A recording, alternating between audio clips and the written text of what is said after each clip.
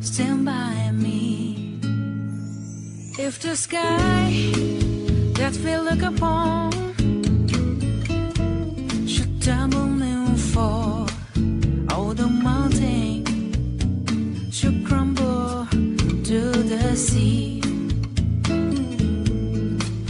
I won't cry, I won't cry, no, I won't shed a tear, just as long as you stand by me.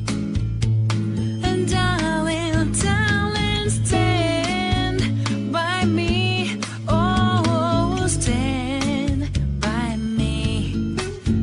Oh, stand now. Stand by me. Stand by me.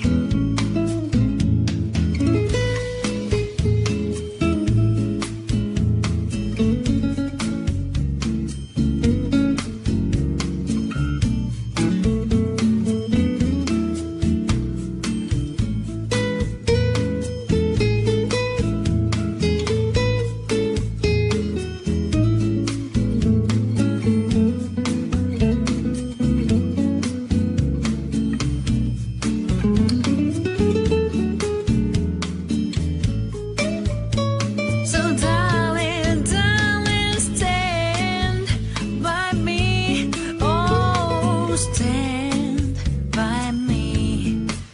Oh, stand now. Stand by me. Stand by me. Whenever you're in trouble, would you stand by me? Oh, stand by me. Won't you stand now? Stand by me. Stand by me.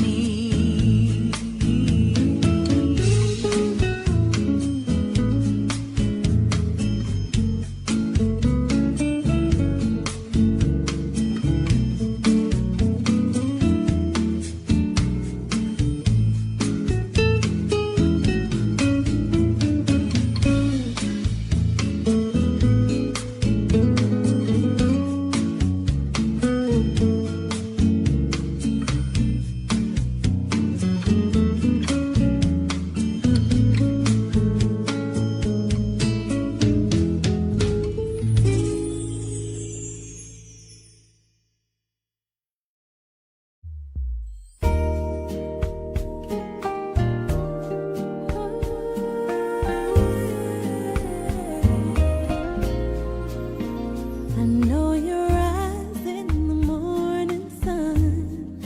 I feel you touch me in the pouring rain. And the moment that you wander far from me, I wanna feel you in my arms again. Yeah. And you come to me on a summer breeze, keep me warm in your love, and then softly leave. And it's Me you need to show. How deep is how your deep is your love? How deep is your love? I really need to learn. 'Cause we're living in a world of fools, breaking us down when they all should let us be. We belong to you and me. I believe in you. You know the door to my very soul. You're the Light in my deepest, darkest hour. You're my savior when I fall. And you may not think that I care for you when you know down inside that I really do. And it's me you need to show.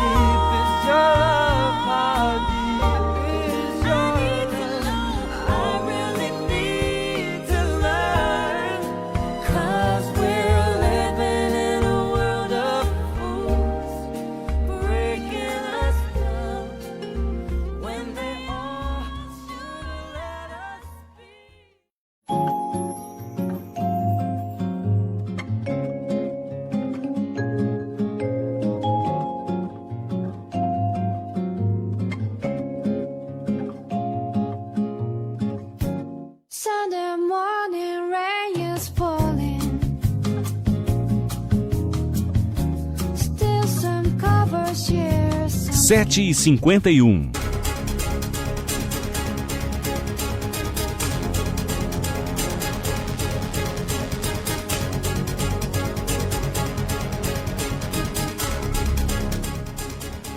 Olá, nós estamos aqui ao vivo, mais uma edição do podcast Mulheres à Mesa. Nosso tema de hoje, nós vamos falar sobre... Cadê nosso tema de hoje? Visão política para a cidade de Piracicaba. É que eu acabei de gravar um outro agora, gente, por isso que eu me perco aqui nos papéis. Mas eu tenho um convidado ilustre, Marco Ferreira, está aqui com a gente hoje. Vamos ver, hein? Que conto com a participação de todos vocês aí, pra gente fazer o circo pegar fogo, né? Bora. Nós vamos fazer uma discussão aqui saudável, gente. Nós vamos discutir assuntos de extrema importância, que leva conhecimento, lucidez para você, cidadão que às vezes tem dúvidas, esclarecimentos, né? Para você tomar decisões com assertividade.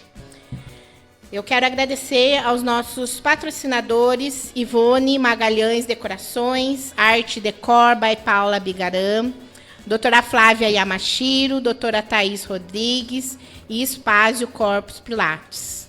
Logicamente, contamos com o apoio da TV Metropolitana, edição e trabalhos técnicos de Danilo Teles e Enzo Oliveira, roteiro e produção, Fábio Moura. Então, vamos lá para o nosso embate. Eu estou aqui com o Marco Ferreira. Ele é piracicabano, não é nascido em Piracicaba, né? Desde 1987, acadêmico de Direito, ex-policial militar, técnico em segurança pública, técnico em mobilidade urbana e trânsito, profissional liberal, pai, avô, militante de direitos humanos, progressista e social-democrata, filho de pai negro, não sabe jogar futebol nem sambar. Sou sério? brasileiro falso. Bom, mas diante de tantos títulos, de tanto conhecimento, Marco, seja muito bem-vindo. Obrigado.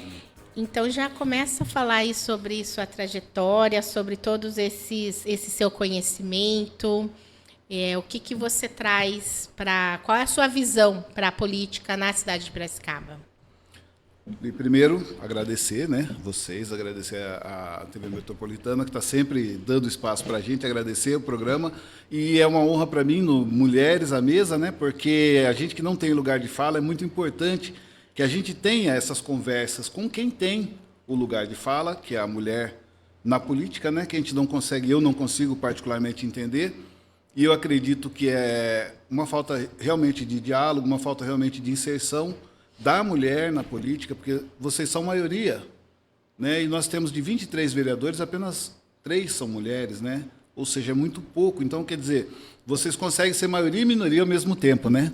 Sim. Então, eu acho que é necessário que as mulheres tenham uma maior visão política, um maior envolvimento na política, para que vocês realmente conduzam as coisas, né? Porque a gente sabe, a gente que é homem sabe que todo mundo que tem uma mulher para mandar nele facilita muito a vida. Então, talvez na política funcionasse também, né? Então, para mim é uma honra estar aqui, né? Eu acho que a gente precisa fazer uma limpeza boa e é muito chato falar isso, porque toda eleição todo mundo fala isso, né? Sim. Mas a gente precisa realmente renovar, né, a Câmara de Vereadores, tirar de preferência os 23, né? Tirar prefeito, vice-prefeito, porque não deu certo. O fato é que não deu certo, não vem dando certo há um bom tempo já. E eu penso assim, tem pessoas ali na Câmara que são pessoas interessadas, que são pessoas boas, né? Mas não servem para ser vereador. Para ser vereador, você tem uma função específica, tanto lá na Constituição, na lei orgânica do município, no regimento interno da Câmara. Tem algumas obrigações que você tem que cumprir. Se você não cumpriu essas obrigações nos últimos 4 anos, não é agora, na campanha eleitoral, que você vai dizer assim, não, mas agora eu quero, agora eu aprendi, agora eu sei. Vai ser outra coisa. Deixa a coisa pública, para quem tem interesse em mudar realmente, né? E eu acho que a visão política que a gente deve ter é de lembrar para o dono que ele é o dono, né? Porque a gente tem o povo que é o dono, você tem o periférico que é o dono, você tem o pagador de impostos que é o dono, você tem o trabalhador que é o dono, e ele não manda. E o cara entra lá para ganhar 18 mil reais, que agora vai ser o próximo salário do vereador, 18 mil reais, quando um policial, um professor, um trabalhador do comércio ganha 3, 4, 5 mil.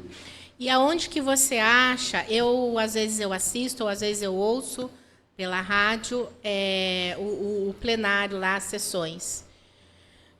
Aonde que você acha que tem que fazer mudanças, ou quem tem que fazer essas mudanças? Porque, como você falou no início, toda eleição, toda vez a gente fala, tem que mudar, tem que renovar.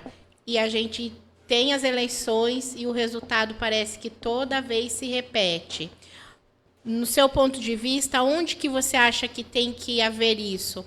É mais conscientização de quem vota e coloca lá, ou é a própria sincronicidade de como que cada um é eleito? Porque às vezes você tem aquela coisa de você votar em um e daí o partido tem forte, outro que se elege, esse tipo de coisa. Então, na realidade, eu acho que a primeira coisa que tem que se fazer é o dono se conscientizar que ele é o dono. Então, a gente vê, se você assiste às sessões camarárias, você pode ver como que eles se comportam.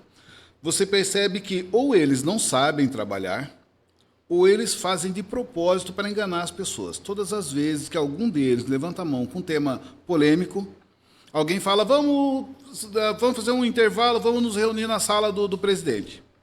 Sai da presença do povo, se fecha na sala do presidente, sai da sala do presidente algum tempo depois, algum sai para fumar, outro sai para tomar um café, aí vamos fazer chamada regimental.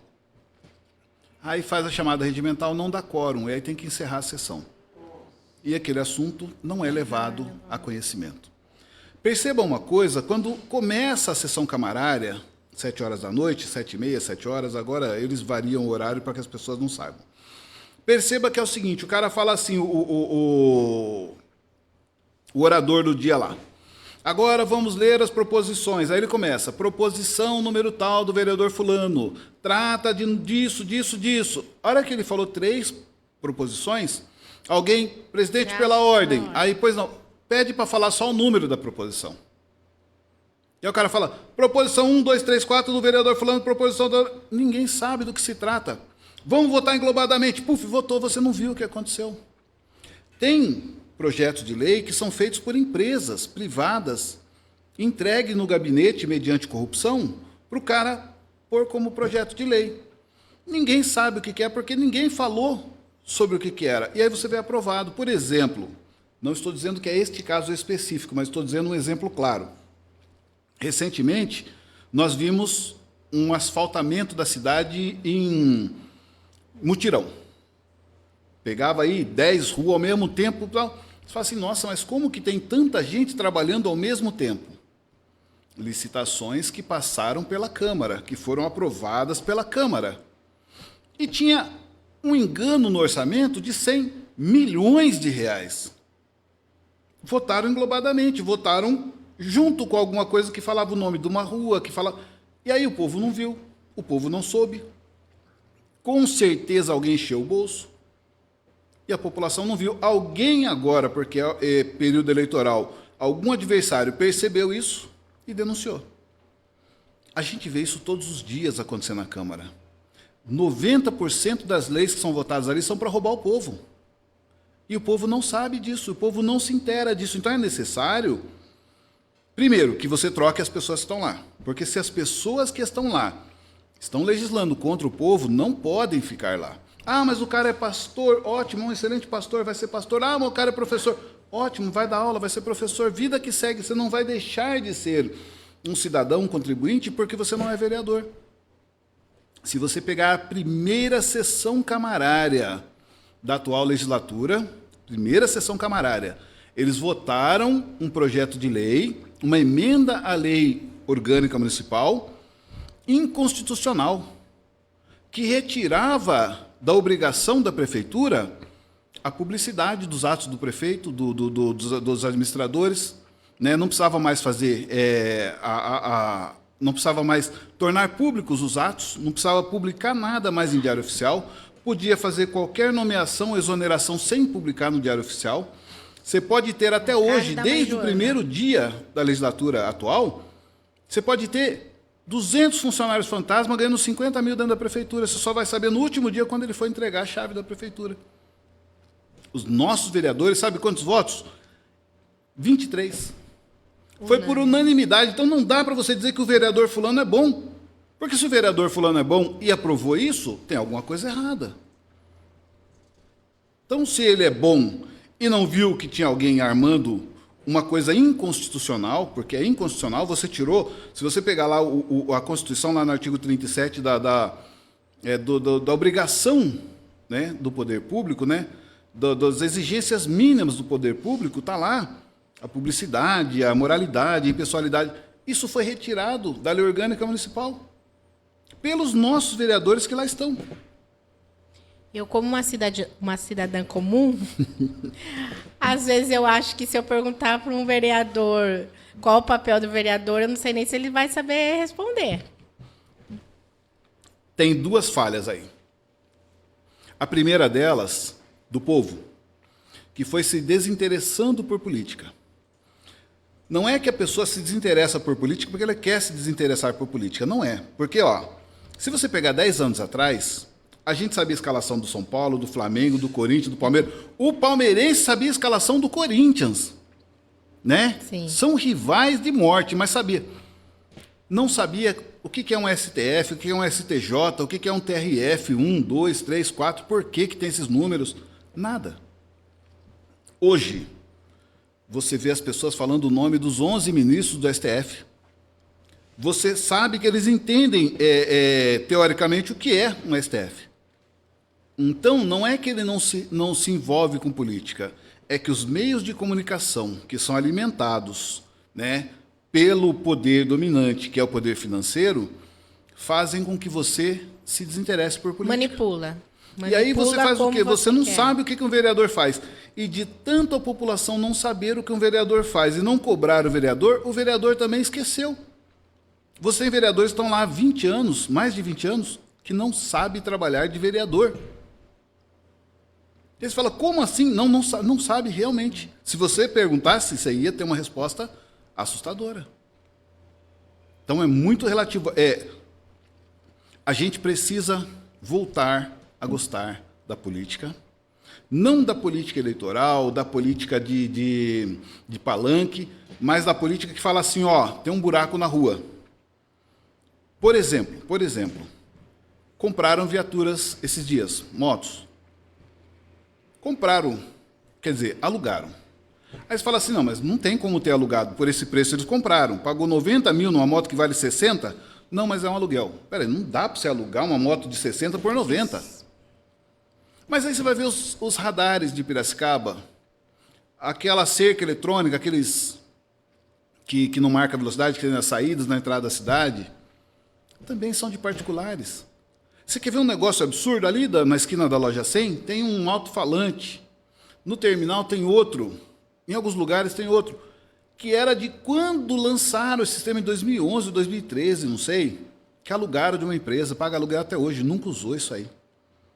Dava para comprar todo o sistema de semaforização da cidade só com o aluguel que eles pagam para as empresas privadas. Se faz isso todos os dias, todo o tempo, e passou... Tem vereador que está lá desde o começo e não viu isso. Quer dizer, não é que não viu, porque sempre alguém denuncia. Sempre alguém denuncia. Não pense que as pessoas não denunciam, as pessoas denunciam. Mas o interesse privado sempre se sobressai ao interesse público. Então você precisa começar que as pessoas comecem a gostar de cuidar do interesse público. Uma coisa que deu certo, né, quando a Polícia Militar teve uma mudança de filosofia na virada de século, né? E resolveu fazer um tal de policiamento comunitário. Conversou com a população e a população aderiu a isso. E aí a população construía a base comunitária, pagava a conta de água, pagava a conta de luz, tinha um resultado positivo porque tinha um contato mais próximo com a polícia. E ficou um negócio agradável. Teve uma hora que a gente estava com 7 bases, né, comunitárias, de polícia comunitária. E a segurança pública teve um salto, né, perceptível. Acabou rouba-banco, tinha rouba-banco em Piracicaba, na virada do século, com esse negócio de policiamento. Acabou rouba-banco, reduziu drasticamente a criminalidade. E aí depois não deu certo, porque estava atrapalhando determinados setores da sociedade, setores econômicos, né? Porque a população estava tendo consciência. Porque aí o que acontecia? Tinha uma lâmpada queimada, você ia lá na base da PM, falar da lâmpada queimada. E aí o cara não falava para você, não, mas isso aí não é trabalho da polícia, não. Ele fazia o quê? Ele fazia um ofício para a prefeitura, ó, tem lâmpada queimada, tem bueiro aberto, tem não sei o quê, tá, asfalto tá ruim, tá com buraco. Funcionava. E aí você começou a ser um catalisador, como se fosse uma base da polícia militar, fosse uma subprefeitura. Isso começou a incomodar as pessoas que ganham dinheiro com a administração pública. Por isso, fecharam todas as bases. Então você tinha um resultado positivo que se tornou um resultado negativo porque ele desagradava determinadas categorias da sociedade, as castas dominantes. As pessoas precisam colocar lá pessoas que tenham coragem de enfrentar o sistema. Então, eu sempre digo o seguinte, mas você vai lá, você vai ser um passarinho só que não faz verão, andorinha só que não faz verão. Imagine você chegar lá na Câmara, transcrever um projeto de lei que você acha que é bom para as pessoas, chegar lá e dizer, olha, quero protocolar esse projeto de lei. E aí você vai pôr para votação, e é lógico que você vai perder, porque isso não agrada as empresas que pagam a conta, você agrada o patrão, que é o povo. E aí os caras vão votar contra. E aí você vai ter 15, 20 votos contrários e meia dúzia favorável. Quando você leva um projeto de lei para votar, você tem a discussão dele. Então, abre-se um tempo para você discutir aquele projeto. Você vai falar, eu quero discutir. O cara vai falar assim, mas não adianta, velho, você já perdeu com 20 votos, vai discutir o quê? Que isso não vai mudar a cabeça das pessoas. Não, mas eu quero discutir. E aí você sobe lá, ao invés de você falar para os vereadores, você fala, povo de Piracicaba. É o seguinte, eu coloquei esse projeto de lei, que é bom para vocês por causa disso, disso e disso. Esses senhores e senhoras aqui embaixo votaram contra. Mas tem uma outra forma de apresentar esse projeto de lei, que é através de uma ação de iniciativa popular. O que é uma ação de iniciativa popular? É a coleta de 3% das assinaturas dos eleitores do município e você volta com o projeto como se fosse apresentado pelo vereador. E aí você faz o quê? Você põe o gabinete na rua para coletar assinaturas. Eu tenho absoluta certeza que em menos de um mês você coletou as assinaturas necessárias. Você volta na tribuna, tempo regimental do partido, algum tempo vai ter. Sobe lá com as assinaturas e fala, povo de Piracicaba. Está aqui, falei para vocês que ia coletar as assinaturas, coletei as assinaturas, agora eu preciso encaminhar esse projeto. Se eu colocar aqui hoje, eles vão votar contrário de novo, e aí não tem mais o que fazer.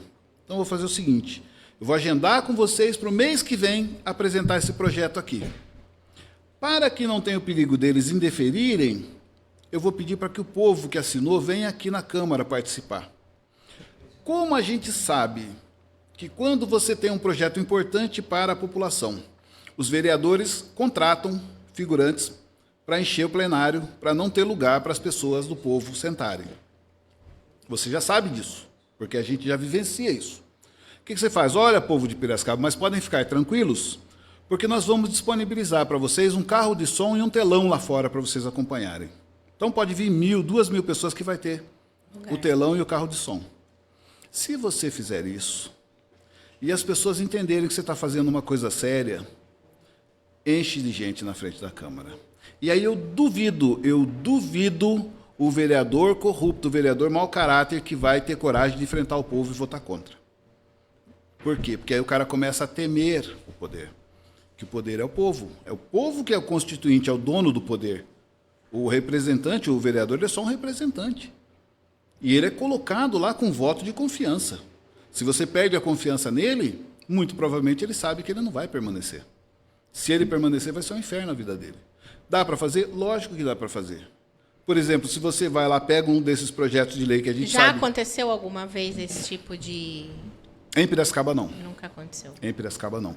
Mas você tem várias cidades que já se reduziram o salário dos vereadores a um salário mínimo. Né? Que eu acho que é o correto. Eu acho que é o correto. Por que você tem que ganhar 4, 5 vezes o que um professor ganha? Qual que é a qualificação de um vereador para ganhar 5 vezes o que um professor ganha? Que um guarda municipal, que um policial militar ganha? Não tem justificativa. Então, o cara trabalha 2 dias por semana, 2 horas. Eu não diria nem tomar como base um professor, um policial, mas a própria realidade de um salário médio que a população tem e o porquê o dele ser tão exorbitante, né? Ser tão fora da curva. Quais são os méritos e quais são as grandiosidades que eles fazem para que justifique esse valor. Porque você pegar, vamos falar assim, um médico, via de regra, a gente sabe que um médico tem um valor lá, um salário bom, salário do seu serviço. Valor agregado em razão... Quanto que ele investiu para Isso. estudar 5 anos? Quanto que ele estudou? Então, eu faço essa analogia de que seria um mérito ele cobrar pelos seus serviços, aquele valor que é fora de um padrão médio da população. E outras tantas profissões. Agora, o que justifica, como você falou, esse cargo de vereador ter esse salário tão... Porque ele pode continuar, ele no exercício do mandato, ele não precisa deixar de trabalhar. Só alguns casos especiais. Ele pode continuar, se ele tem uma empresa, se ele tem algum trabalho CLT, ele pode continuar exercendo a atividade.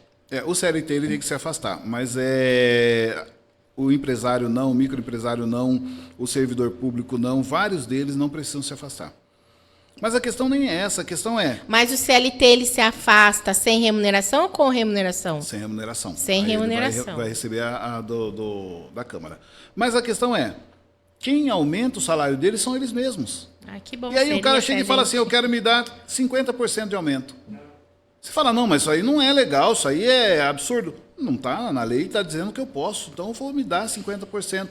Mas é porque o prefeito precisa contratar médico, e aí o médico não pode ganhar mais do que o prefeito. De fato, lá no artigo 37 da Constituição, inciso 11, se não me engano, diz que a base do salário, do maior salário, é o chefe do executivo. Uhum. Salário. Estamos falando de salário, beleza. Mas o médico, normalmente, ele tem uma pessoa jurídica. Normalmente, ele tem uma PJ. Qualquer médico tem uma PJ porque ele tem um consultório. Dificilmente você vai achar um médico que não tem um consultório ou que não preste serviço no consultório. Eles contrataram a UPA, contrataram essa OS, pagando em torno de 50 mil, 100 mil por médico. Por que não chegou no médico e falou, meu amigão, seu salário máximo que pode ser aqui é 15, mas se eu contratar você pela PJ por 25, você não vem? Lógico, o cara vem. Por quê? Porque quando ele ganha 15 pela CLT, que o médico é concursado pela CLT, ele paga 11% de imposto. Se ele ganhar 25 pela PJ, ele paga 6%, ou seja, dobrou o salário dele. Lógico que ele vem, mas não. Aí o cara fala assim, não, porque eu preciso contratar médico, querido. Você precisa contratar médico, contrata por 25. Por que você vai contratar por 100? E essa é a questão que nós temos que falar. Por que que, hoje... O trânsito é terceirizado em Piracicaba, a saúde é terceirizada em Piracicaba, o saneamento básico é terceirizado em Piracicaba, o transporte público é terceirizado. Não faz sentido. Hoje, você pega um Uber, eu falo Uber, gente, mas não é publicidade, não, aqui é o bombril do negócio. Uber 99. Pode patrocinar o programa Uber. Né? Você pega um aplicativo de um lado da cidade para ir para o outro lado da cidade. O cara vai te buscar na porta da sua casa e vai deixar você na porta do lugar que você quer ir. 20, 30 reais, vamos colocar exagerado aí, 30 reais. Se não for um horário de pico, um dia de festa, 30 reais.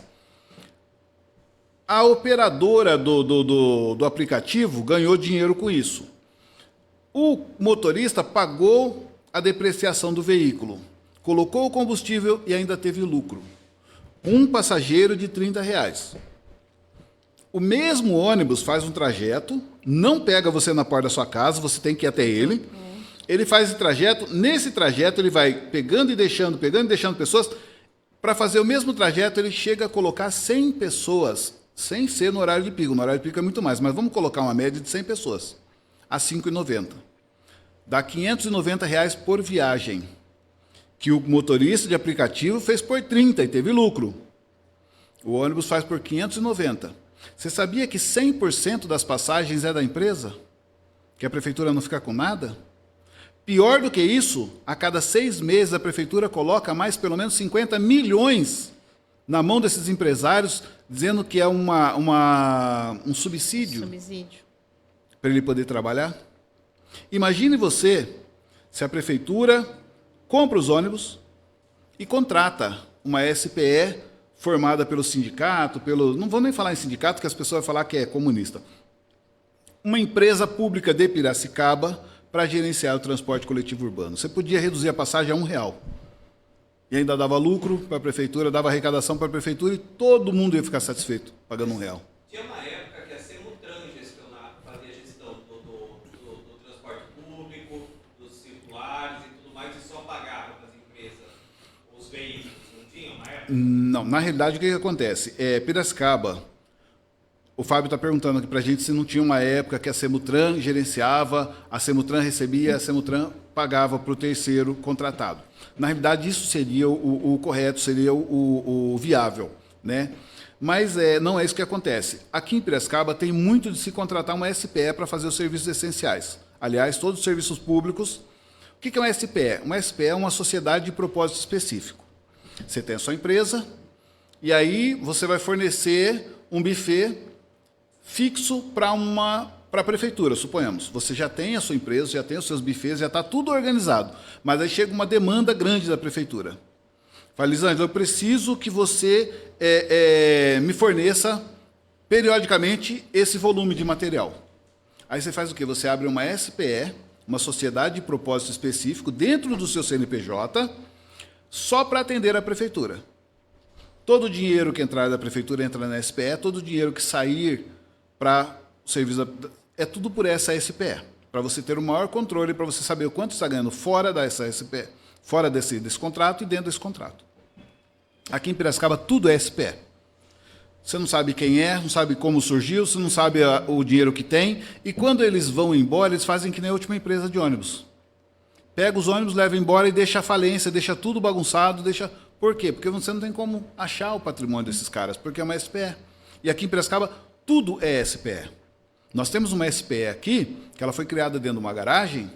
Hoje ela é uma holding internacional com sede lá em Singapura que ganha bilhões do nosso dinheiro e leva embora de Piracicaba.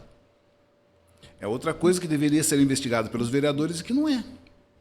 Né? Então, a gente tem toda uma organicidade para lesar o cidadão e o cidadão está apático a isso. O cidadão ele está fora desse circuito. E a gente precisa reinserir o cidadão na política. Porque o cara está brigando por uma dicotomia burra lá de Brasília e não está fiscalizando o vereador que é vizinho dele aqui. O vereador mora no mesmo prédio que ele, mora no mesmo bairro que ele. É muito mais fácil você prender o ladrão que você está vendo do que você investigar um ladrão que está lá em outro estado. A questão é, as pessoas precisam reaprender a fiscalizar o servidor público. E a gente fala o servidor público, não é desmerecendo o funcionário da UPA, não é desmerecendo o funcionário da prefeitura.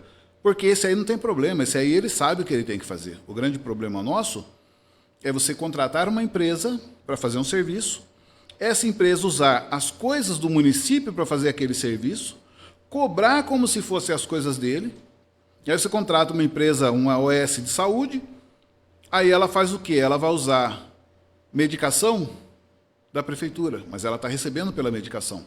Ela vai usar os enfermeiros da prefeitura, mas ela está recebendo para contratar a enfermagem. Aí ela fala assim, o cara fala assim, eu preciso de 20 médicos. E no contrato tá, eu preciso de 20 médicos. Tá, beleza, 20 médicos, mas não falou quando nem onde. Então eu vou contratar médico por plantão. Ó, ao todo eu tenho 20 médicos, 5 trabalhando hoje, mais 4 trabalhando amanhã, mais 3 trabalhando no outro, até dar 20. Você não falou quantos médicos onde, mas você está pagando uma fortuna para os caras. Então, precisa haver esse controle, né? E para fazer esse controle, nós sabemos que os 23 que lá estão não fazem. 23 é um número tão ínfimo perante aos mais de 400 mil habitantes que nós temos em Piracicaba? Já chegou ao 500 mil?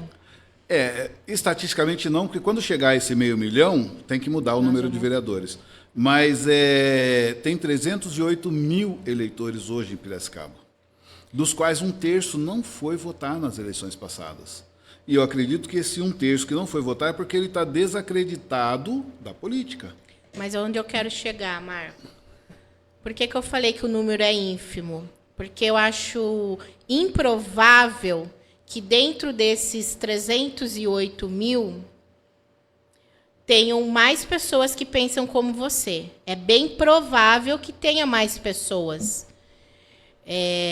Eu, como cidadã comum, nunca vi nem ouvi pessoas que têm intenção do cargo de vereador ou um cargo público falar como você está falando aqui comigo agora. E o que você está falando, da forma como você está explicando como funciona o sistema e qual a ideia que você tem de funcionar para que tenha que seja funcional, que atenda a população, que gere benefícios para a população, eu acredito que existam mais pessoas como essa. E por que não usar essa estratégia ao invés de ficarem comprando votos? Porque eu vejo as pessoas, eu sou candidato, eu sou isso, eu faço aquilo, e papel não sei para as quantas para a cidade inteira, e vai fazer festa aqui, e é só o blá, blá, blá, que é o mesmo blá, blá, blá, que a gente ouve nas sessões, toda semana, todo dia, e que eu vejo lá só discutindo. Afinal de contas... Tem o sensacionalismo aí, Fábio, bem lembrado, as redes sociais, porque, assim, tudo bem, você foi eleito, eu fui eleito, outro foi eleito, cada um é de um partido, ótimo, cada um com seus merecimentos. Penso eu que, a partir do momento em que nós estamos dentro de um órgão, de uma Câmara, onde que nós vamos fazer leis, aprovar leis e trabalhar para o benefício da população, não indo contra os seus princípios, nem contra a ideologia de cada partido, mas que se faça para um bem comum. E não é isso que a gente vê lá dentro. O meu pai, que era um sábio pedagogo, 3º ano primário, ele dizia assim, ele definia um negócio que antes eu pensava que era o que ele dizia, depois eu descobri que era ética, né? Que é aquela obrigação de fazer o que não é obrigatório, que é aquilo que você faz, fazer o bem enquanto ninguém está vendo. Eu, depois, estudando, vendo filósofos, que nem o Clóvis de Barros Filho, que nem o Karnal, que nem a Monja Cohen, esse pessoal que é mais evoluído, definiu isso como ética. Meu pai definia como vergonha na cara, né? Só que o grande problema é que a ética, ou a vergonha na cara, é um grande obstáculo para você se eleger. Não pense você que um discurso que desafia a desonestidade, que desafia o esquema, né, montado para roubar as pessoas, é um discurso agradável para os partidos. Porque, na realidade, eu sou, no meu partido, e tenho consciência disso, uma mula eleitoral. A mula é um híbrido, né? Um animal híbrido da égua com o jumento, né? Ou da jumenta com o cavalo. E ela, por ser esse bicho híbrido, ela é estéril. Só que ela tem uma grande força física, uma grande resistência física. Então ela leva os pesos sobre ela. A mula eleitoral é isso. O que acontece? Você tem os partidos, né, políticos, e antes mesmo de começar o período eleitoral, eles já fazem a matemática deles. Olha, esse ano nós vamos ter 308 mil eleitores, esse ano são só 24 cadeiras, né? Porque reduziu e tal, etc. Então, estamos fazendo a conta aqui, nós vamos precisar de um quociente eleitoral de 9 mil votos. Então, partido tal vai precisar de 9 mil. Vamos fazer o seguinte, vamos pegar, eu que sou o candidato majoritário é o candidato a prefeito, que sou uma pessoa influente, tenho dinheiro, tenho investimento, etc. e tal, eu vou pegar meia dúzia de pessoas que são exponencialmente mais visadas, ou pessoas que são mais expostas na mídia. E aí eu vou agregar os partidos pequenos, os partidos de aluguel. Não, gente, não estou falando que o meu partido é de aluguel, estou citando um exemplo que é um partido pequeno, um partido sem expressão política e sem dinheiro.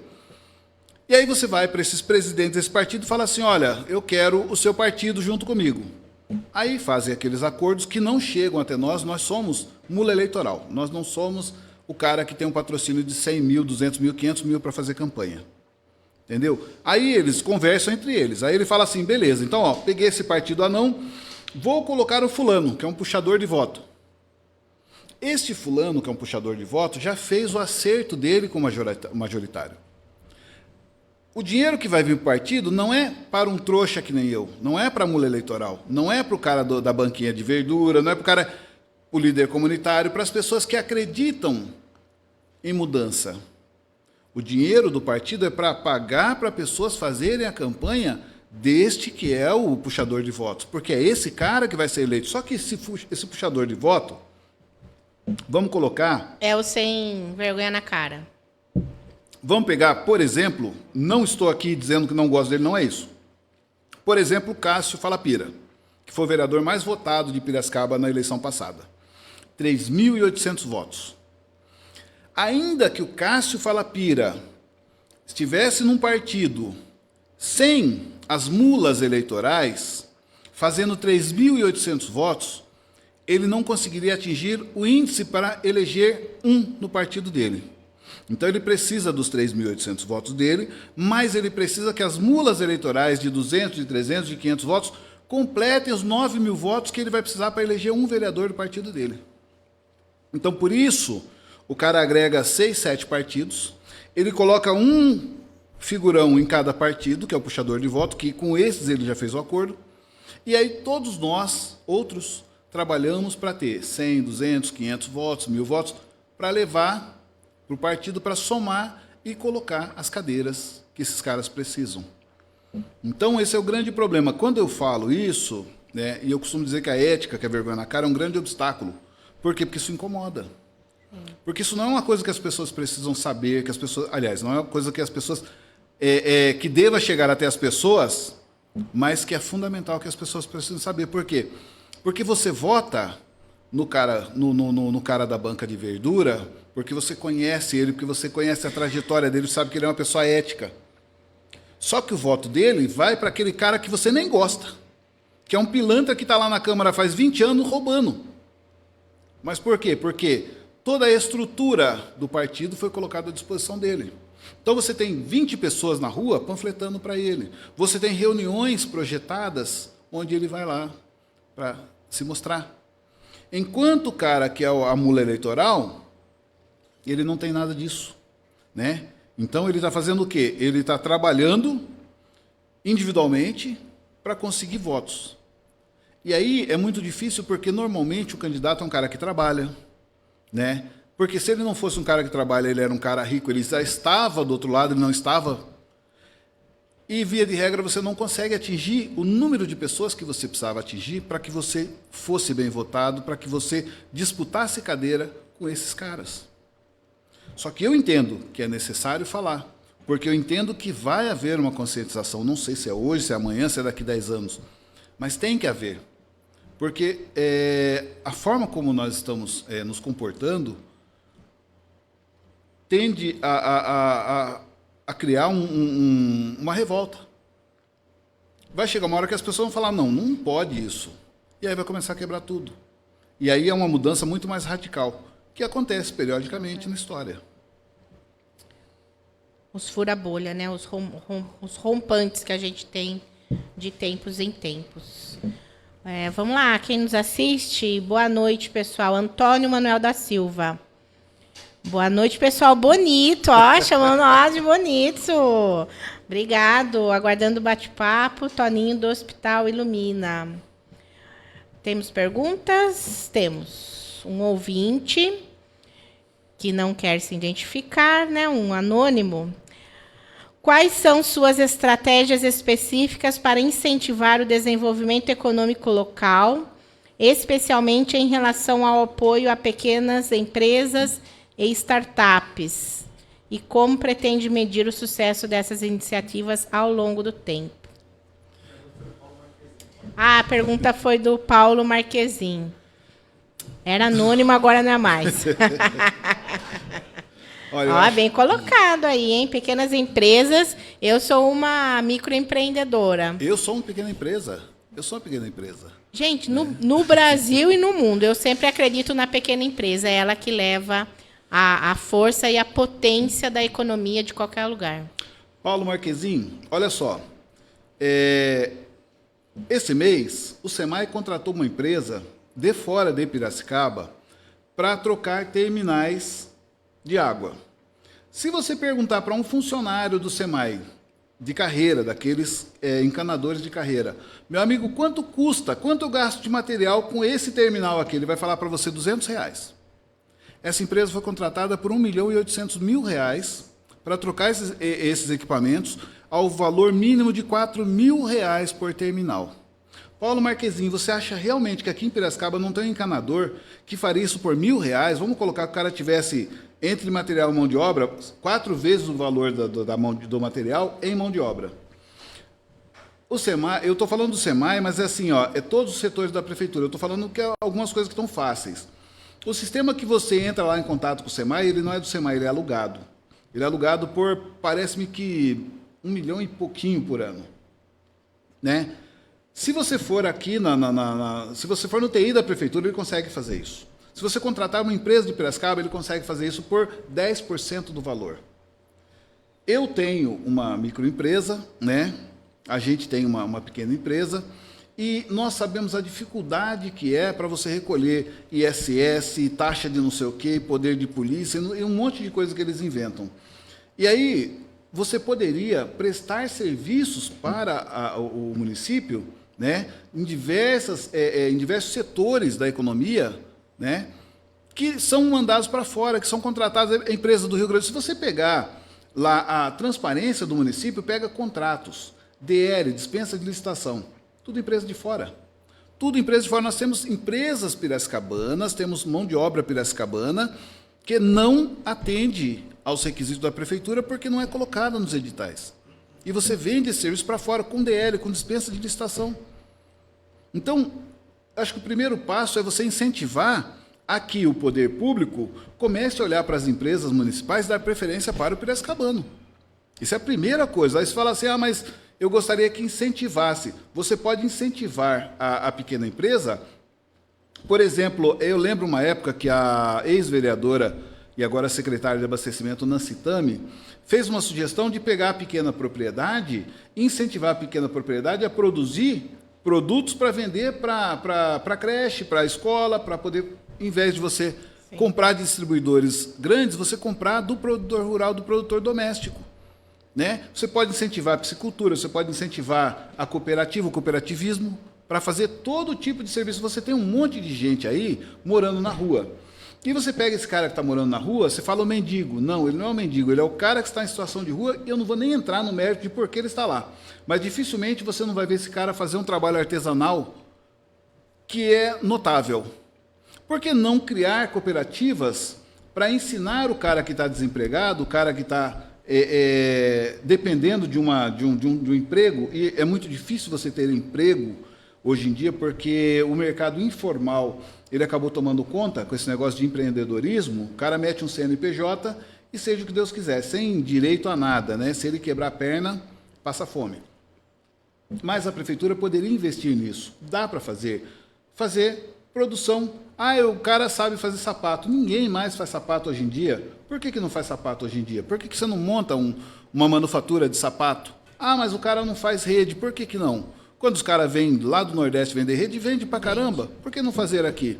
Tem gente que ele veio... Os meus pais vieram do norte de Minas, mas tem gente que veio muito mais lá de cima. Imagine para a família dessa pessoa ouvir hoje, 20, 30, 40 anos depois, que ele saiu de lá ele dizer, eu estou participando de uma cooperativa, eu estou ensinando as pessoas a fazer plantio, a fazer irrigação, a fazer colheita.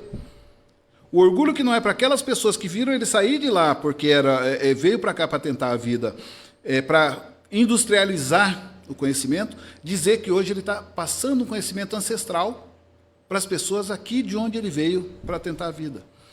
Tem uma série de coisas que dá para fazer, só que assim, gente, a gente tem que ser realista. O vereador, ele é limitado na produção. O que ele tem que trabalhar bastante é na fiscalização. Porque uma vez que você começa a fiscalizar as empresas que levam dinheiro daqui embora, você começa a abrir espaço para as empresas daqui. Então você tem o SEMAI, que era a autarquia mais rica de Piracicaba, que emprestava dinheiro para a prefeitura, que fazia o tratamento de água e esgoto e que tinha um prejuízo de 20%. Em razão desse prejuízo de 20%, né, de 20% da água tratada, era um desperdício, não era um prejuízo, porque lucrava muito. Decidiram que iam terceirizar o serviço. Terceirizaram o serviço, hoje a gente paga 5 vezes mais caro, o SEMAI está sucateado e a empresa que ganhou a licitação está bilionária. Bilionária. Né? E nós temos 50% de desperdício. Mais do que dobrou o desperdício de água. Então, ou seja, você não resolveu, você atrapalhou. E de onde essa empresa é de Piracicaba? Não. Singapura. Não é nem do Brasil. Como que funciona isso? Porque você vai me dizer que não tem encanadores em Piracicaba que sejam capazes de fazer esse serviço? Você vai dizer que não tem empresas em Piracicaba que consigam prestar o serviço de esgotamento sanitário? Lógico que tem. E poderiam ser pequenas empresas contratadas por setores. Cada núcleo do SEMAI de cada bairro poderia contratar uma empresa piracicabana para fazer isso. Por que não faz? Porque não há interesse financeiro, não tem nada a ver com qualificação.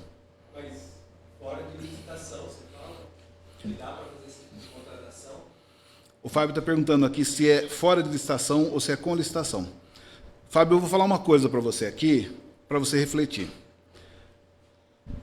Entra uma empresa com licitação. Por exemplo, vamos pegar a empresa dos radares de Piracicaba. A empresa dos radares de Piracicaba, alguém chegou para ela e falou assim, olha, a partir de 2018, eu vou precisar que você faça uns serviços a mais. Mude o seu KNAI lá que você vai fazer. E aí ela falou assim, ó, muito bem, mudou o KNAI e tal, agora vamos para a licitação. Foi feita uma licitação. Ó, você vai fazer isso, isso, isso, isso e isso. Um monte de serviço, né? Quanto você vai dar de orçamento? O cara chegou e falou assim, 5 milhões. A outra falou 6 milhões por ano. Essa aí falou 3 milhões e meio. Quem que ganhou a licitação? 3 milhões e meio. Dava para fazer por 3 milhões e meio? Não dava. Assim que ela entrou, assim que ela foi empossada, aditaram o contrato com mais 4 milhões. E depois, no mesmo ano, aditaram o mesmo contrato com mais 4 milhões, de 3,5. Ela passou para 13. Então, se na licitação tivesse falado, ó, é 13, ou é o menor preço, é 5, a de 5 tinha ganho, mas a de 5 perdeu. Por quê? Porque era esse esquema, já estava certo. Outro esquema, o contrato 48 de 2012, que o SEMAI contratou a Águas do Mirante, uma SPE, veja. Contratou essa SPE. Olha, o preço fixo de esgoto é 1,45. As outras empresas que também queriam falavam, mas 1,45 não dá, velho, vamos colocar pelo menos R$2, vamos subir esse preço porque não dá concorrência, é uma concorrência desleal. 1,45 não dá para fazer, como que você vai fazer por 1,45? Eu vou fazer por 1,45. Contratou por 1,45. Sabe quanto ele ganha lá no meu escritório? R$6 por metro cúbico. Foi contratado por 1,45. Aí veio uma regulação posterior e... Então, ou seja, a licitação não é um óbice para você ter pessoas honestas. Precisa dar fiscalização. Por quê? Porque ele ganhou por 1,45, mas ele está recebendo 6. Por que você não colocou por 3, então, e você teria uma qualidade de prestação de serviço melhor? Então, não é a licitação. O grande problema não é igual, por exemplo, tem a dispensa de licitação, é pior ainda do que a licitação. E tem muito aqui em Piracicaba. Né? Você contrata com dispensa, mas você não contrata a empresa piracicabana. Esse negócio dos terminais, R$200 eu gasto de peça. Por que não cobrar R$1.000 de cada terminal? 4 vezes o valor da peça em mão de obra. Eu acho que você acharia Piracicabano para fazer isso. Por que eles contratam uma empresa de fora para fazer por 4 mil cada terminal? É lógico que precisava de uma investigação. Não tem. As CPIs que tiveram do SEMAI foram CPIs fraudulentas, foram CPI para inglês ver. Né? Inglês ver. Então, ou seja, você faz todo um palanque, você se beneficia disso. Teve um vereador que foi no plenário da Câmara e disse: fui abordado no pátio, me ofereceram dinheiro para votar a favor do prefeito. Ele falou isso no plenário da Câmara. Não, ele gritou isso no plenário da Câmara. Gente, tinha que ser paralisada a sessão, instaurado o incidente, levado ao Conselho de Ética e apurado. No dia seguinte, a filmagem que ele falou que tinha sumiu. Como que a filmagem do pátio da Câmara naquele dia do suborno sumiu? Agora, o pior, se esse vereador, que é formado em direito, tem o dever legal de saber que o crime de corrupção ativa não depende do agente aceitar ou não aceitar o suborno. Ele está caracterizado no momento que o particular oferece a vantagem indevida.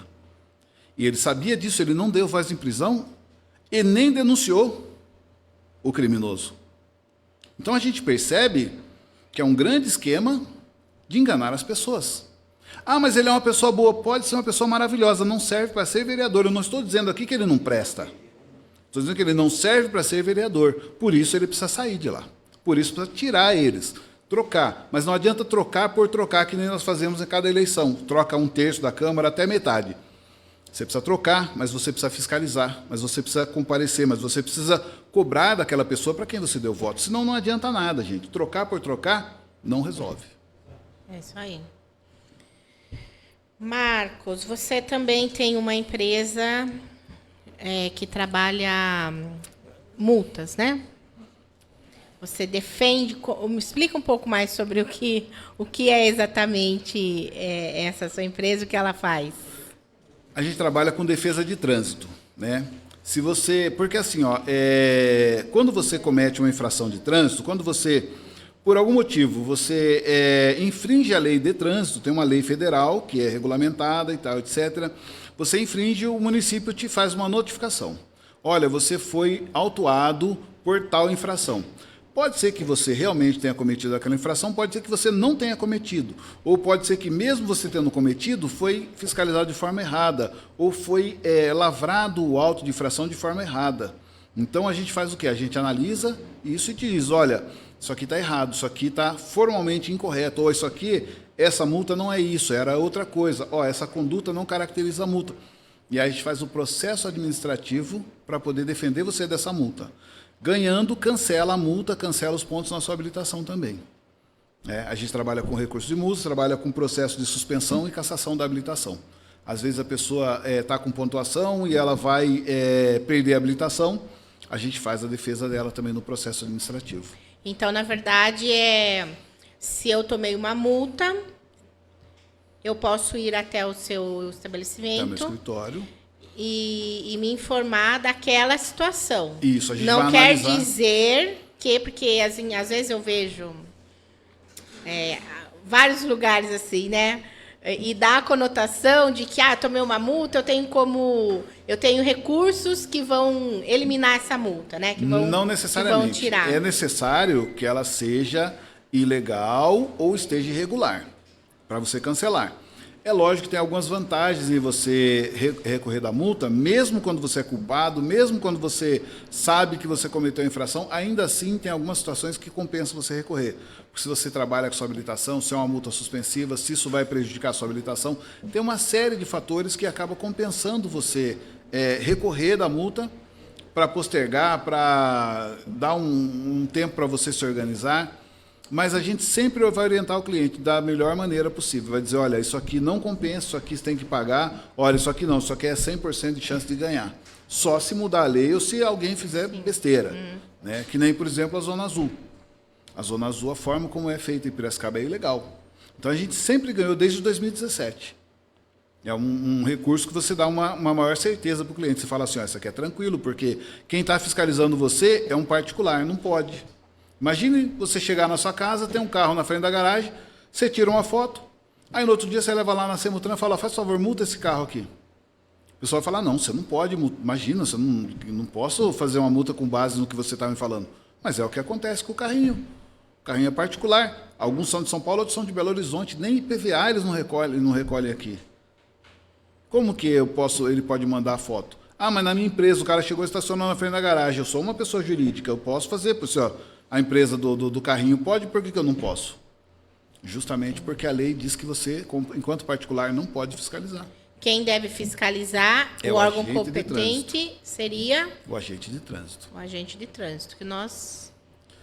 Nós temos, hoje em Piracicaba, cerca de 30 agentes de trânsito efetivos, né, trabalhando, divididos em 4 períodos. Então, você tem 10 agentes de trânsito no máximo por dia.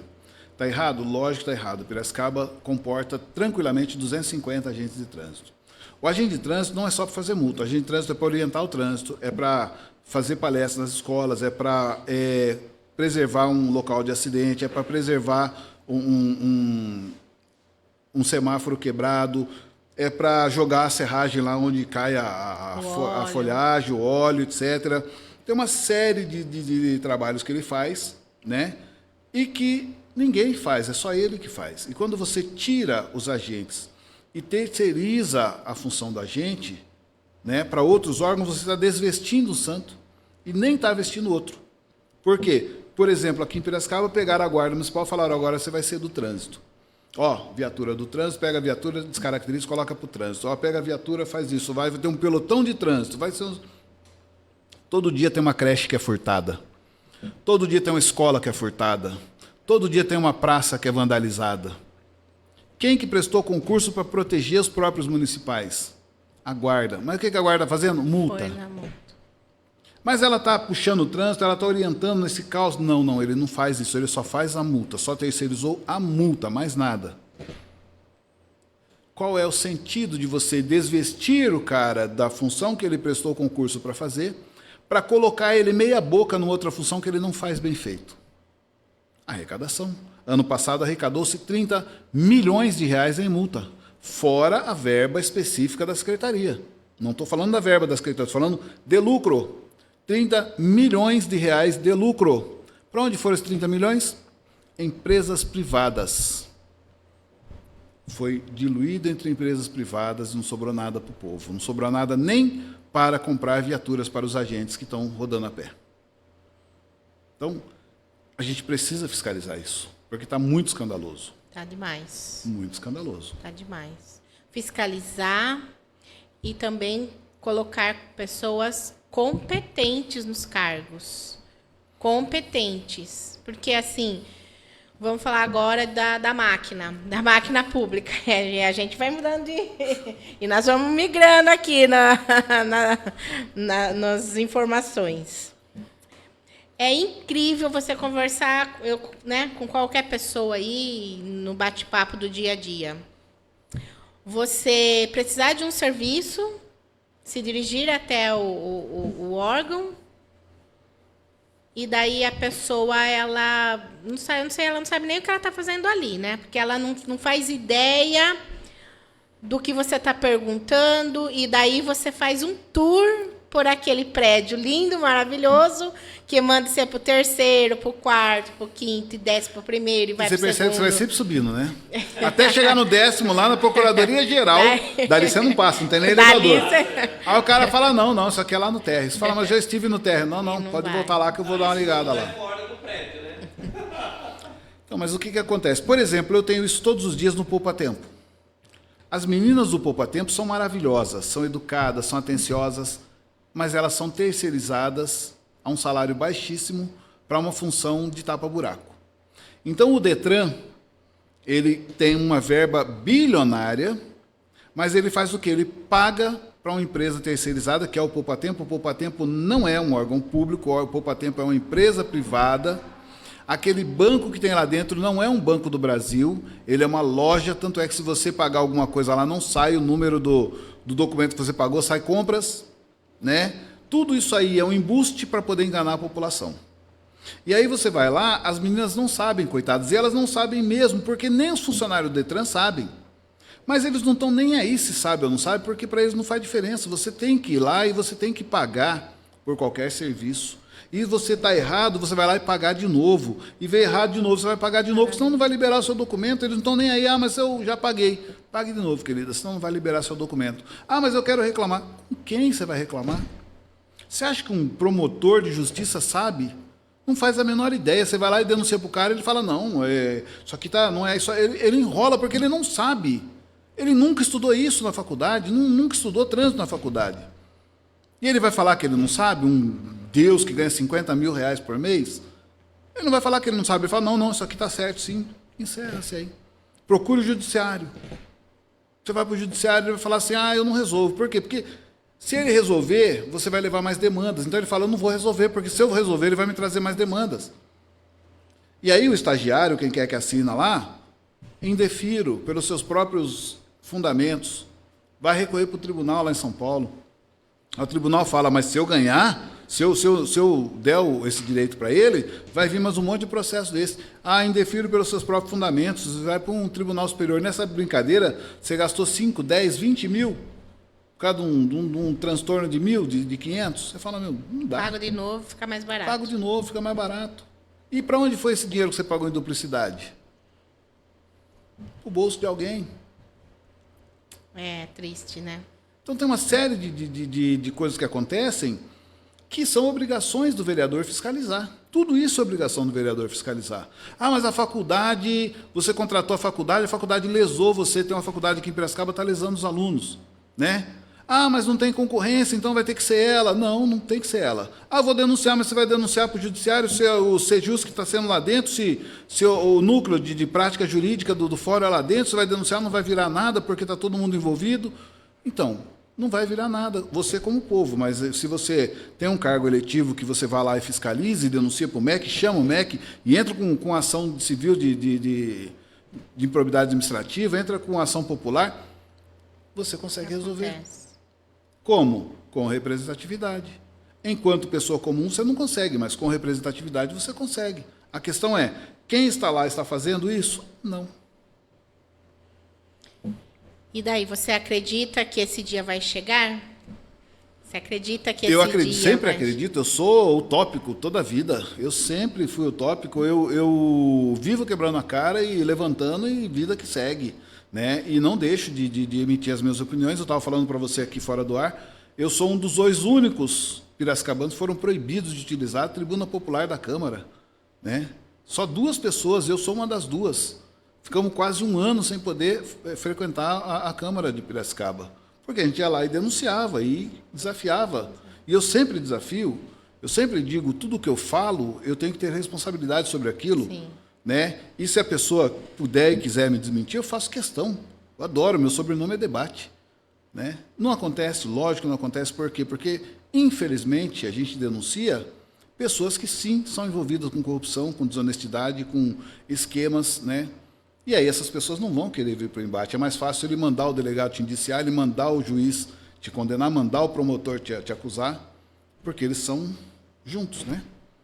Eles usam os próprios mecanismos para se defender. Porque né? você não tem representatividade. Se você não tem representatividade, você é só mais um do povo. Se você é mais um do povo, na hora que aperta para você, as pessoas te abandonam e você fica desgarrado. E você é um alvo fácil.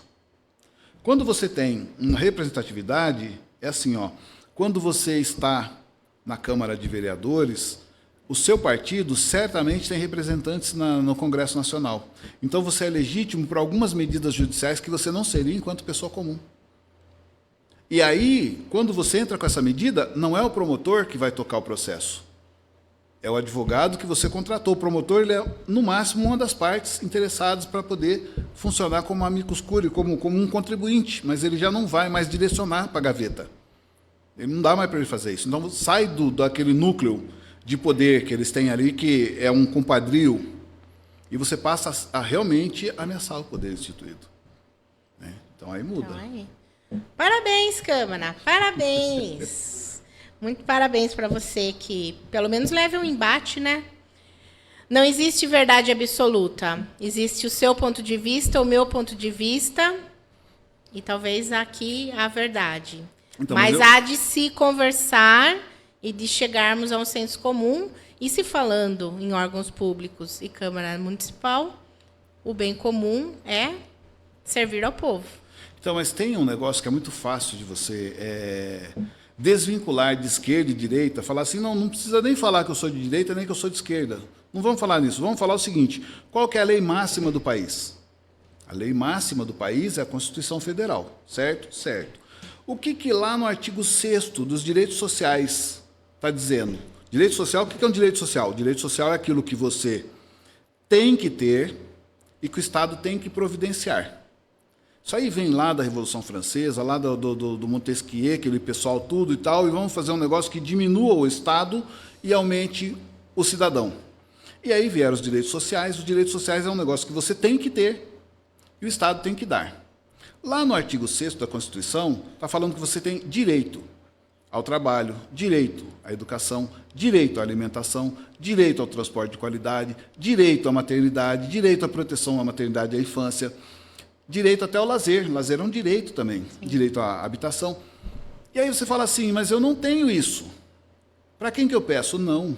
Se você não tem isso, é porque alguém está tirando isso de você, porque já é um direito, já é seu. Direito adquirido. E aí, quando eu digo que se o Estado tem o dever de te fornecer esses direitos e você não tem, está aí o serviço do vereador. É fiscalizar por que o dinheiro que você está pagando de imposto está sendo gerido pelo Poder Executivo e não está voltando para você sob forma dos direitos que você tem, constitucionais. Isso não é ser de direita nem ser de esquerda. Isso é seguir a Constituição.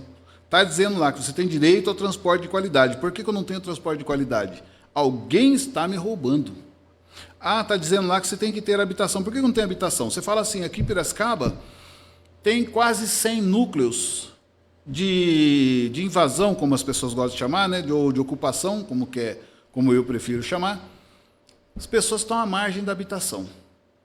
E aí você fala assim, como que a gente resolve isso? Olha, estatisticamente falaram que são 1.300 e poucas famílias que iam ser despejadas na pandemia, não foram em razão da pandemia, que eram as pessoas que estavam nessas comunidades, nessas favelas. Eu tenho, de um lado, 1.500 famílias desabrigadas, morando em barracos, construindo em lugares inóspitos, e eu tenho, em contrapartida, mais de 300 condomínios de classe média e média alta, irregulares no município. Clandestinos, tão clandestinos quanto. Agora, por que o condomínio de gente rica não sofre intervenção do município, da polícia, etc.? Por que você não vai lá e fala assim, vai lá e bate na porta do condomínio e fala, amigão, ó, eu estou vendo aqui que tem 100 casas de alto padrão, e eu vendo aqui, ó, 1 milhão cada uma, 2 milhões, 3 milhões, ó, você está devendo de ITBI, cada casa dessa aqui está devendo 50 mil, 100 mil. Como que nós vamos fazer para receber isso aí? Vou executar vocês. Vou interditar o condomínio. Que, aliás, tem muitos deles nem são condomínios, são loteamentos, né? Mas são fechados e tal, etc. E aí você vai ter 300 condomínios com 100, com 150 casas, pagando 4, 5, 10, 50, 100 mil cada um. Você pega esse dinheiro e você investe ele na construção civil para poder abrigar essas outras pessoas. Dá para fazer? Lógico que dá para fazer. É competência do vereador? Não. Competência do vereador é só fiscalizar e mostrar para as pessoas que dá para fazer. Quem tem que fazer isso é o executivo, que não faz. Né? O Paulo Marquezine está fazendo outra indagação lá. Pode Vamos lá. dar atenção para ele? Considerando a importância da transparência e da integridade do setor público, quais medidas concretas o senhor está implementando para prevenir e combater a corrupção na gestão municipal? Pode nos fornecer exemplos específicos de ações ou políticas que estão sendo adotadas para garantir uma administração mais transparente e responsável? Primeira coisa que eu acho, Paulo Marquezine, 156 devia ser uma coisa um pouco mais transparente, né? Porque chega a solicitação e nada se resolve. Mas eu acredito que quando você faz um requerimento para o prefeito e o prefeito não responde, e você leva para debaixo do travesseiro ou usa isso como moeda política, já é uma grande safadeza. Né? E a gente vê isso constantemente na Câmara de Piracicaba. Você leva uma denúncia grave, aí o vereador pega aquela denúncia grave, vai lá e usa a tribuna, não, porque agora eu quero ver, eu vou fazer um requerimento, faz o requerimento. Passados alguns dias, ele está tomando um café com o prefeito, algumas pessoas do gabinete dele são empossadas em cargos de confiança na prefeitura, e ele volta dizendo, o prefeito não respondeu o meu requerimento. Como assim? E aí, o que você fez? Ah, não tem o que fazer, ele não respondeu. Aí você fala assim para ele, você já olhou lá na lei orgânica do município, lá no artigo 142, o que ela fala? Ela fala que se você fizer um requerimento fundamentado e o prefeito não responder, você pode inclusive pedir a cassação dele. Não, mas veja bem, não é por aí e tal. Ou seja, já foi cooptado pelo sistema. Né? Então, eu acho que tem uma série de coisas, Paulo Marquezin, que a gente precisa fazer, mas com o auxílio das pessoas. Então, a gente precisa ir lá, primeira coisa, pegar os projetos de lei que são feitos por empresas privadas, entregues nos gabinetes mediante corrupção, para poder serem aprovados, né, e beneficiar essas empresas, pegar isso aí e denunciar no Ministério Público. Mas não só denunciar no Ministério Público, porque não estou aqui acusando, mas eu tenho uma experiência larga de denúncia no Ministério Público, foram arquivadas de maneira muito suspeita, né? Então, você precisa que o povo comece a ver isso e comece a cobrar isso dos poderes constituídos, porque aí sim eu acredito que você vai ter uma mínima chance de diminuir essa corrupção. Porque quando você pegar o primeiro vereador ladrão, o resto vai ficar com medo de fazer isso. E aí você começa a aumentar as chances, aí que você começa a aumentar o leque da fiscalização. Não dá para você fiscalizar uma obra pública, ou um ente público, ou uma autarquia, ou uma fundação, sem você entrar e conversar com o jardineiro, conversar com o copeiro, conversar com o funcionário de baixo.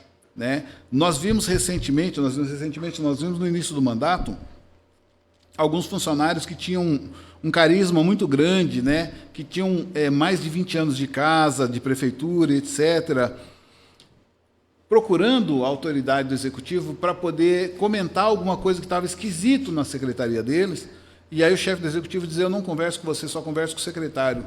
E aquela pessoa vinha para a gente dizer, pô, eu quero falar justo do secretário que está roubando ele, e ele está falando para mim que ele só pode falar com o secretário, que ele não quer falar comigo. Isso acabou desanimando os próprios servidores de denunciar a corrupção interna. Então, a gente precisa levar o povo para a fiscalização. Quando você começar a fiscalizar, tornar público e mostrar para o povo que está errado, o ladrão começa a se encolher, ele começa a ter medo. Se eles não tiverem medo do poder constituinte, que é o povo, que é o dono do negócio, nada vai resolver. Então é isso aí, população. Vamos conscientizar e fazer algo em prol de nós mesmos? Vamos arregaçar as mangas? Porque se algo está errado, também a culpa é nossa, né? A culpa não é só lá, mas nós também Não, eu acho que a gente não é culpado, a gente é enganado. A gente precisa parar de ser enganado. Né? Eu estou sendo enganado, então eu preciso acordar, parar de ser enganado. Porque não é uma questão de culpa necessariamente, mas é uma questão de comodismo. Eu estou acomodado e estou me deixando ser enganado. Acho que eu preciso começar a dar um puxãozinho de orelha em mim mesmo, falar, opa, tem alguma coisa errada. Mas a partir do momento que eu já tenho consciência, daí eu tenho escolhas. Sim, eu vou me deixar continuar sendo enganado, ou eu vou realmente, né, dar as mãos com quem compactua das mesmas ideias e a gente vai fazer alguma coisa. Certamente. Né? Então, assim, todo mundo aí precisa se mexer, fazer algo em prol do benefício da própria sociedade. E para quem coloca aí as coisas debaixo do travesseiro, parabéns. Vou deixar um desafio aqui, convido você a estar aqui na minha mesa, a fazer uma fiscalização, levantar uma fiscalização, como o Marcos falou, e trazer aqui para nós debater. Quem sabe a gente começa por aí um caminho. Quem será o primeiro corajoso a fazer isso? Será que tem? Mas eu acho que precisa. Eu acho que quando a população se envolve, você acaba empoderando aquele representante, porque aí ele começa a ver que ele tem um alicerce. O grande problema, se você pegar aqui em Piracicaba, quem vem denunciando há 10 anos são as mesmas pessoas. Essas mesmas pessoas sofrem processo, sofrem perseguição da polícia, sofrem perseguição do Ministério Público e sofrem perseguição do Poder Judiciário. E aí você fala assim, mas espera aí, esses 3 tinham que estar a nosso favor, porque nós estamos fazendo coisas éticas, nós estamos denunciando criminosos. Não, mas não é questão disso aí. Tem toda uma estrutura que você está prejudicando. Então eu tenho que parar você, porque você não pode expor essa estrutura, senão você vai romper um ciclo de poder que não nos beneficia. Entendi. Então a gente precisa trazer as pessoas para esse debate, precisa trazer as pessoas para essa fiscalização, trazer as pessoas para esse embate, né? Eu lembro uma época aqui, há uns 10, talvez até mais de 10 anos atrás, que a Câmara cortou um cafezinho do funcionalismo, alguma coisa assim. Deu uma repercussão gigantesca, gigantesca. Os vereadores morriam de medo de encontrar aquelas pessoas, né? Então funcionou, ainda que para um propósito específico, mas funcionou. Então você sabe que eles têm medo. Tanto que estávamos proibidos de usar a tribuna popular. Quando nós fizemos uma manifestação na frente da Câmara, manifestação pacífica, ordeira, na frente da Câmara, durante uma sessão, que nós colocamos 2, 3 ônibus de gente lá.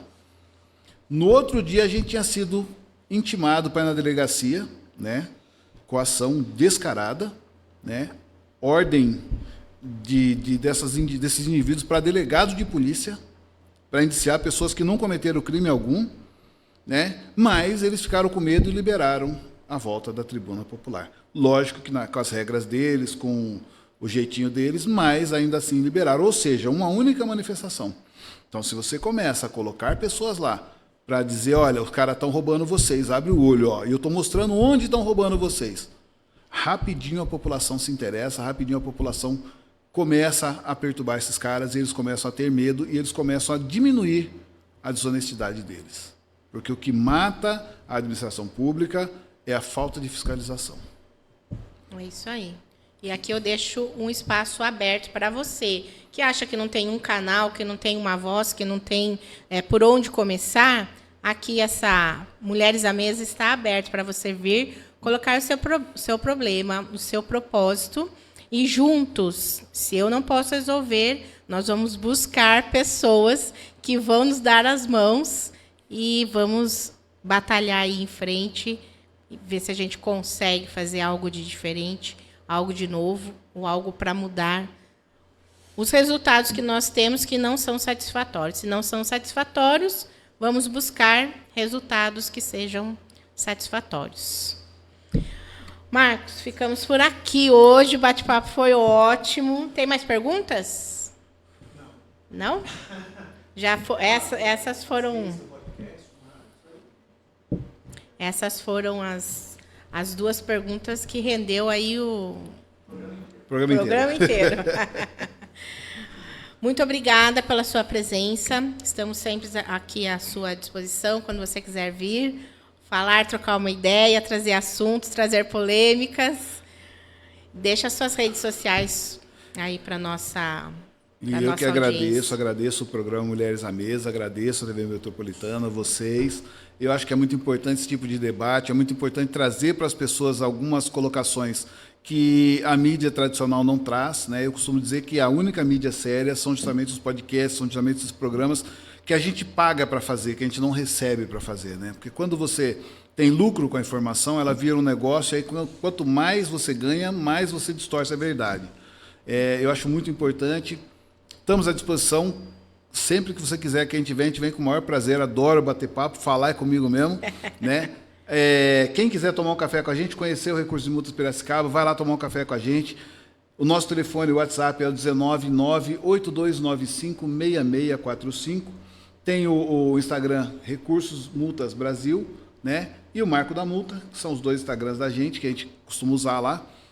Ali na Alferes, na frente da Escola Moraes Barros, passando, vá tomar um café com a gente. Eu já fui lá tomar um café com ele. E você também está convidado a ir lá tomar um café e resolver o problema das suas multas. E, mais uma vez, vamos agradecer a todos os nossos patrocinadores, que sem eles esse podcast não seria possível. Ivone Magalhães Decorações, Arte Decor by Paula Bigaran, doutora Flávia Yamashiro, doutora Thaís Rodrigues e Espásio Corpus Pilates. E, lógico, com apoio sempre da TV Metropolitana de Piracicaba, edição e trabalhos técnicos de Danilo Teles e Enzo Oliveira, produção e roteiro de Fábio Moura. E hoje eu fico por aqui. Uma boa noite para vocês, uma boa tarde ou bom dia para quem estiver assistindo em outro momento. E eu espero você na próxima semana com mais um podcast Mulheres à Mesa. E na próxima semana, com certeza, minha amiga aqui, Sabrina Barros, estará de volta, voltando de Portugal. Estava no Japão, ficou lá 3 meses, foi para Portugal e semana que vem ela está de volta aqui no Brasil e estará aqui comigo na mesa, apresentando e recebendo os nossos convidados. Fico por aqui e até a próxima semana. 9:11.